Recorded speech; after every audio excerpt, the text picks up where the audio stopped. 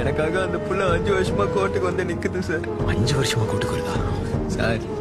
அதை கை விலங்கு இல்லாம கூட்டிட்டு போங்க சார். அவன் என்னைய விலங்கோட பார்த்தா அழுக ஆரம்பிச்சிருவா சார். இந்த 5 வருஷத்துல அந்த புள்ள சிரிச்சு நான் பார்த்ததே இல்லை சார்.